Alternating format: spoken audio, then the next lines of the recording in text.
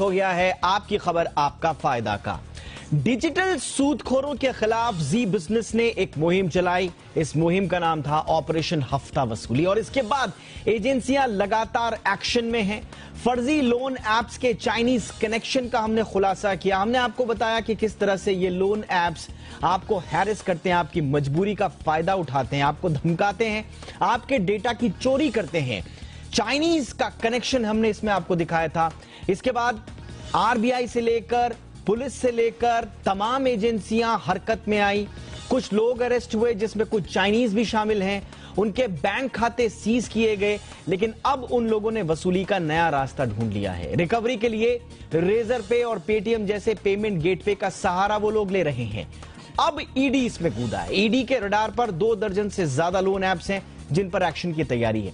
क्या है ये एक्शन, क्या तैयारी कर रहा है ईडी, आज हम आपको विस्तार से बताएंगे। आपको किन बातों का ख्याल रखना है और इस तालाब में कितनी इस तरह की मछलियां हैं, इनको भी समझने की कोशिश करेंगे। आज विस्तार से करेंगे चर्चा इस पर। पहले ये रिपोर्ट देखिए, लौटते हैं खास मेहमानों के साथ।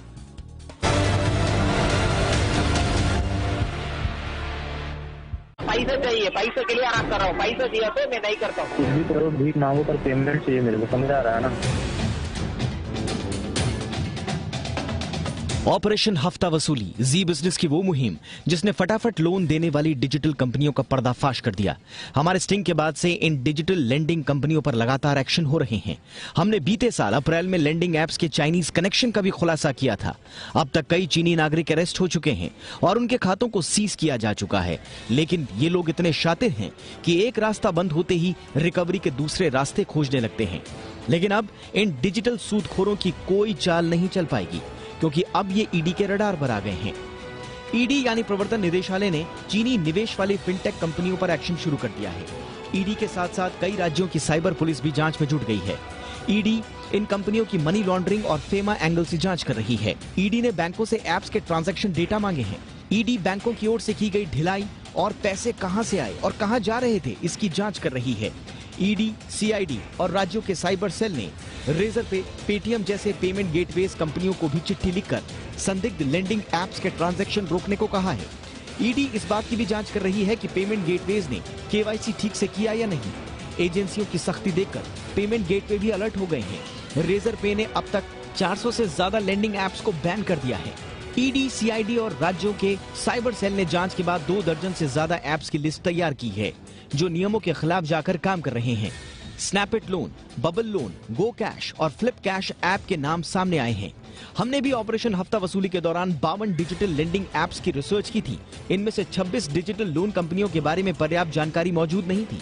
वहीं 22 एप्स में विदेशी निवेश का पता चला था। इनमें से 14 कंपनियों में चीनी निवेशकों का पैसा और 11 कंपनियों में 99% तक विदेशी निवेश का खुलासा हुआ था।